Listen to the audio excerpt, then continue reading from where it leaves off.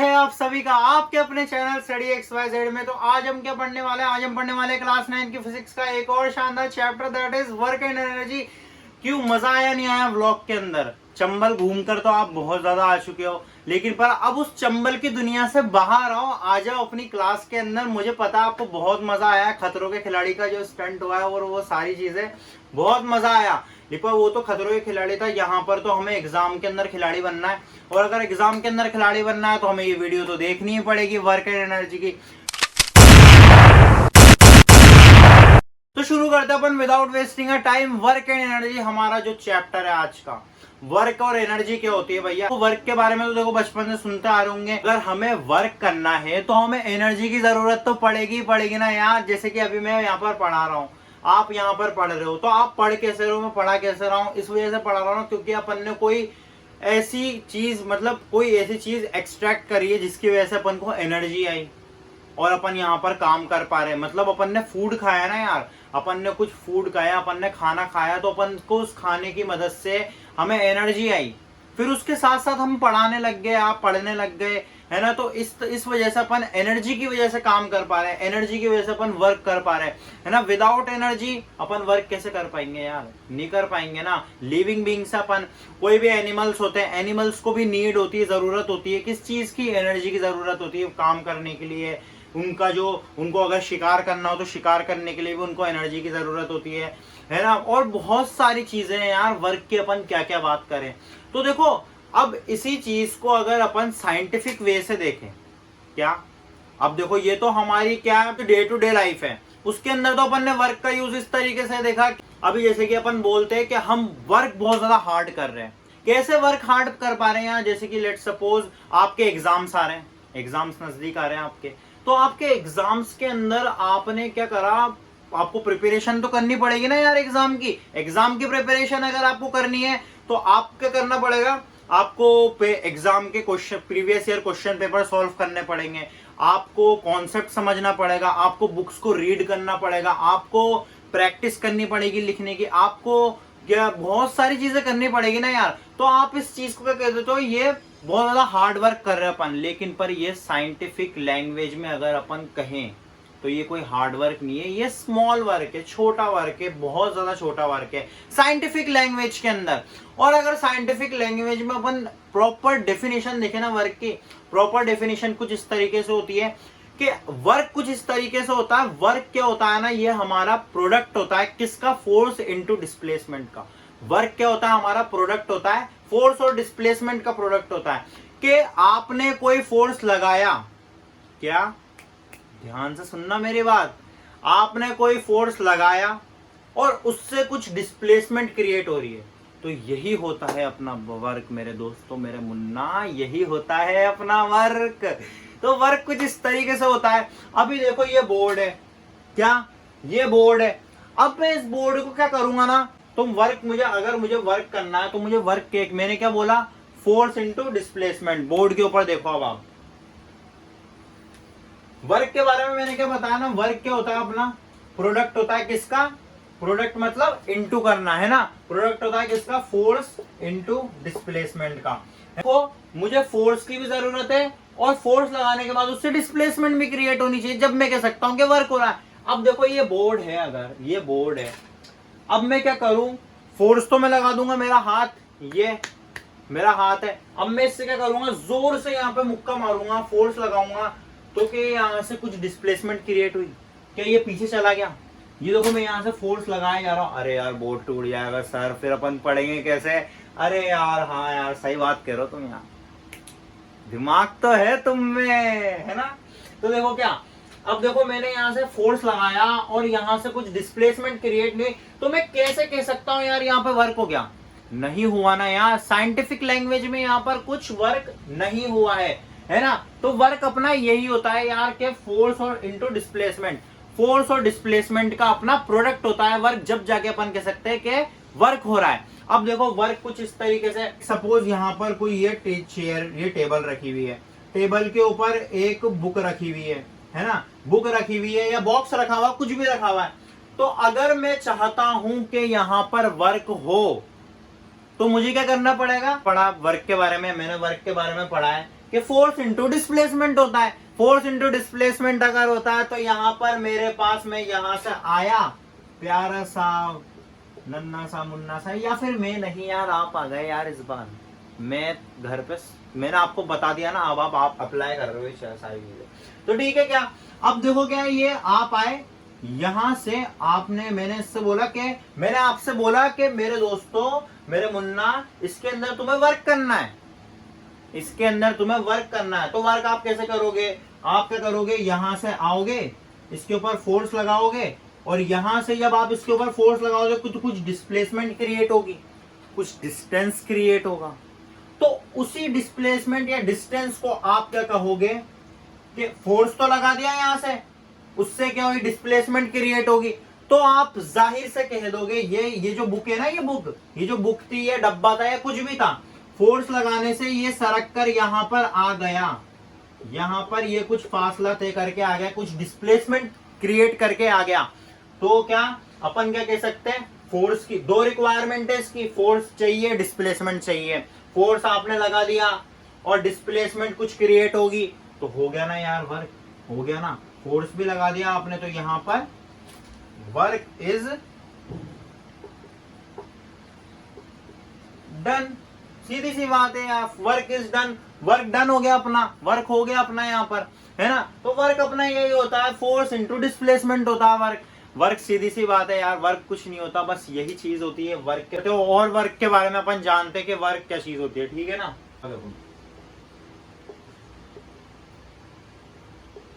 Work अपने पास कुछ इस तरह होता है, फोर्स एंड डिस्प्लेसमेंट, सिंपल सी डेफिनेशन आप ये याद रखो। वर्क क्या होता है ना, वर्क डन अपना कब होगा, it is the product of force and displacement, है ना। प्रोडक्ट होता है किसका, फोर्स का और डिस्प्लेसमेंट का। प्रोडक्ट क्या मतलब फोर्स और डिस्प्लेसमेंट को इनटू कर दो, आपके पास वर्क आ जाएगा। फिर मैंने क्या बताया, वर्क क्या है अपना, फोर्स इनटू डिस्प्लेसमेंट है। फोर्स की एसआई यूनिट क्या है अपने पास, फोर्स की एसआई यूनिट है अपने पास न्यूटन इनटू, और डिस्प्लेसमेंट की क्या है, मीटर, मीटर। तो इसकी एसआई यूनिट क्या होगी वर्क की भैया, न्यूटन मीटर भी कह सकते हो, और न्यूटन मीटर होती है। और वर्क की एसआई यूनिट, और आप यूं भी कह सकते हो कि इसकी एसआई यूनिट ये भी हो सकती है joule,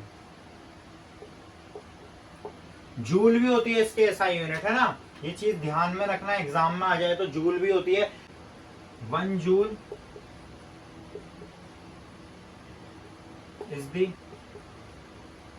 is the amount, 1 joule is the amount of work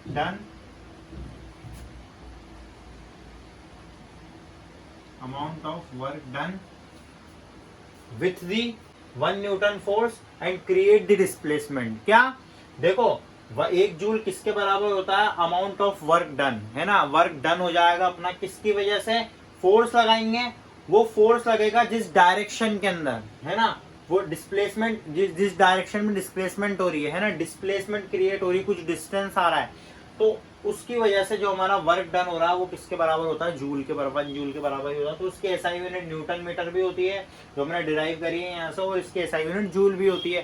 तो आप ये दोनों यूनिट्स याद रखना, एग्जाम में क्वेश्चन आ जाए, कंफ्यूज मत होना कि जूल में क्यों दे रहा है ये। तो इस तरीके से होता है अपना वर्क, वर्क की अपनी ये सारी जानकारी होगी। अपने नोटिस कर रहे हो, एक और चीज अगर आप ध्यान से देख रहे हो तो ये वर्क का जो हमारा फॉर्मूला है वो क्या है, फोर्स इंटू डिस्प्लेसमेंट है, वर्क का अपना ये फॉर्मूला है।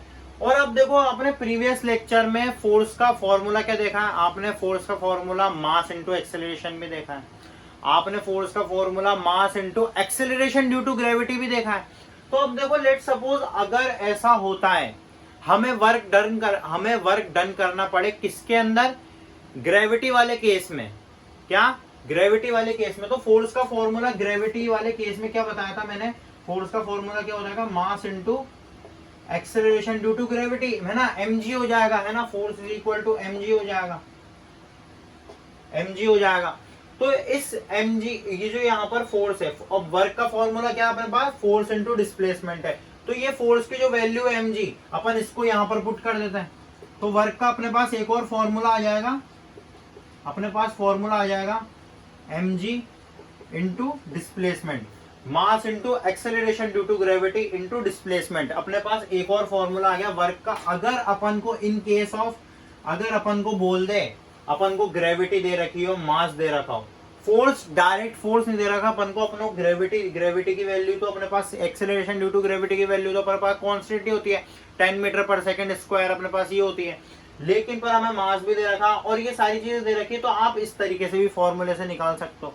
और लेट सपोज आपको फोर्स, वो मास दे रखा है और एक्सेलरेशन है स्ट्रेट लाइन मोशन के अंदर, स्ट्रेट लाइन मोशन के अंदर अगर आपको डायरेक्ट क्या दे रखा है, मास दे रखा है और एक्सेलरेशन हो रहा है, ये तो mg तो क्या है, ग्रेविटी की बात हो रही है, और ये कौन सी बात हो रही है, acceleration, acceleration straight line motion के अंदर, ठीक है ना। और ये एक्सेलरेशन किसके अंदर, ग्रेविटी के अंदर, g, इसमें स्मॉल g, इस वजह से। तो देखो क्या ऐसे दे रखा है, तो आप ऐसे ही वैल्यूज पुट करके, थोड़ा बस दिमाग लगाना पड़ेगा यार, थोड़ा सा लॉजिक है बस, ये है ना, मैंने भी लॉजिक से देख ली है चीज जो आपको बता दी, आप भी देख सकते थे, बहुत आसान चीज है, कुछ नहीं है ये, तो ठीक है।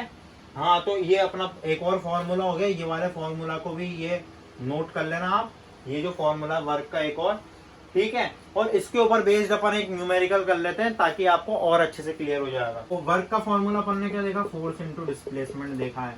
अब क्या होता है ना, देखो वो कोई ऑब्जेक्ट है, लेट सपोज कोई बुक है, उसके ऊपर क्या, लेट सपोज ये कोई बॉक्स है, ये कोई बॉक्स है।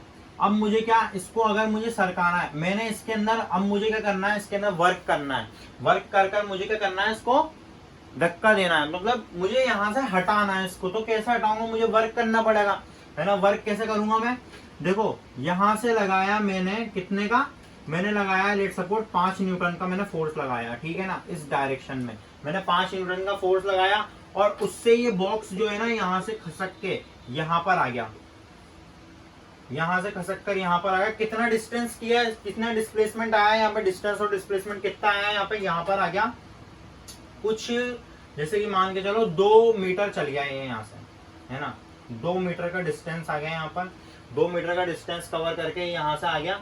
तो अब देखो यहाँ पर फोर्स भी है, डिस्प्लेसमेंट भी है, लगा दो फॉर्मूला, निकाल लो वर्क कितना लग रहा है, वर्क लग रहा है यहाँ पे 5 इंटू 2 कितना हो जाएगा, 10 न्यूटन मीटर भी कह सकते हो आप इसको, ऐसा यूनिट लगाकर, है ना, 10 न्यूटन मीटर भी कह सकते हो, और आप इसको क्या कह सकते हो, और 10 जूल भी कह सकते हो, क्योंकि वर्क के ऐसा यूनिट दोनों ही है, न्यूटन मीटर भी है और जूल भी है। तो दोनों तरीके से मैंने आपको बता दिया कि 5 न्यूटन का फोर्स लग रहा था, 2 मीटर इसने डिस्प्लेसमेंट क्रिएट की, तो अपने पास 10 न्यूटन मीटर का अपने पास क्या आ गया, वर्क आ गया, और 10 जूल का भी वर्क, 10 जूल भी बोल सकते हैं, 10 न्यूटन मीटर भी बोल सकते हैं, तो दोनों चीजें बोल सकते हैं आप, ये दोनों चीजें नोट कर लेना। और ग्रेविटी वाले केस में कैसा आएगा क्वेश्चन, ग्रेविटी वाले केस में कुछ इस तरीके से आएगा। अब यहाँ पर तो अपन को डायरेक्ट फोर्स दे रखा था, यहाँ पर तो क्या अपन को डायरेक्ट फोर्स दे रखा था, लेकिन पर लेट सपोज अगर ऐसा हो जाए कि अपन को एक्सेलरेशन ड्यू टू ग्रेविटी की वैल्यू अपन को पता ही रहती है, 10 मीटर पर सेकंड स्क्वायर ही होती है। और अब ये वाला फॉर्मूला लगा के देखते हैं अपन, इस वाले फॉर्मूले में क्वेश्चन कैसा आएगा, acceleration due to mg into displacement वाले केस में क्वेश्चन कैसा आएगा। अब देखो यही वाला बॉक्स है, अब यही वाला बॉक्स है, तो क्या ये, इसका मास कितना दे रखा है अपन को, 2 किलो इसका मास दे रखा है, ठीक है ना। अब मैंने इसको फ्रीली ऊपर से छोड़ दिया, यहाँ पर मैंने यहाँ से फ्रीली इसको छोड़ दिया, इस बॉक्स को जब मैंने यहाँ से फ्रीली जब मैंने इसको छोड़ा, तो यहाँ से आने जाने में कुछ डिस्प्लेसमेंट आई होगी, यहाँ से लेकर यहाँ तक कुछ डिस्प्लेसमेंट आई होगी, ठीक है। यहाँ से लेकर यहाँ तक डिस्प्लेसमेंट कितनी आई अपने पास, यहाँ से लेकर अपने पास डिस्प्लेसमेंट आई, लेट सपोज कुछ 4 मीटर की अपने पास कुछ डिस्प्लेसमेंट आ गई होगी, ठीक है, 4 मीटर के अपने पास कुछ डिस्प्लेसमेंट आ गई होगी। और यहाँ पर मास दे रखा है, एक्सेलरेशन ड्यू टू ग्रेविटी की वैल्यू अपन को गिवन है सर, 10 मीटर पर second square, acceleration due to gravity की अपने पास वैल्यू है 10 मीटर पर सेकंड स्क्वायर, अपने पास वैल्यू है 4 मीटर की डिस्प्लेसमेंट क्रिएट होगी, 2 किलो इसका मास है। अब अपन है ना क्या, वर्क का फॉर्मूला लगाकर इसको निकाल लेते, कैसे निकालेंगे, वैल्यूज पुट कर दो। तो देखो 2 किलो का मास है, 2 इंटू 4 मीटर की हाइट बोल दो, डिस्प्लेसमेंट बोल दो, हाइट इतना ही तो डिस्प्लेसमेंट हो रही है ना उसके अंदर यार, इतना डिस्टेंस कवर्ड करके तो नीचे आ रहा वो, तो ठीक है। अपने पास ये आ गया। अब इन सबको आप इंटू कर लो। अपने पास क्या आ गया, वर्क कितना हो गया अपने पास वर्क डन हो जाएगा 2 इंटू 10 4 हो जाएगा 80 न्यूटन मीटर का अपने पास वर्क डन हो जाएगा। और आप इसको ऐसे भी लिख सकते हो 80 जूल भी कह सकते हो आप इसको। 80 न्यूटन मीटर का अपने पास वर्क डन हो जाएगा और आप इसको 80 जूल भी कह सकते हो। तो ठीक है, अपने पास ऐसा यूनिट ये वर्क की अपन ने लगा दी। अपने पास एक्सेलरेशन ड्यू टू ग्रेविटी के अंदर हमें क्वेश्चन भी सॉल्व करना है, कैसे करेंगे अपन। तो ठीक है, आप ये सारे को नोट कर लो। के साथ हमारा जो ये वर्क का जो केस है खत्म होता है। आने वाले लेक्चर्स में अपन बाकी और वर्क के एनर्जी के बारे में और ये सारी चीजें देखेंगे और इसी के साथ हमारा ये लेक्चर भी समाप्त होता है। और अगर आपको वीडियो अच्छी लगी हो तो लाइक करना, सब्सक्राइब करना और बेल आइकन को जरूर प्रेस कर देना। और इस वीडियो को आगे से आगे इतना शेयर करना कि यार ये वीडियो फैल जाए। हमारा जो ब्लॉग है उसके अंदर बहुत ज्यादा मेहनत लगी है, तो उस ब्लॉग को भी आप जरूर जाकर देखना।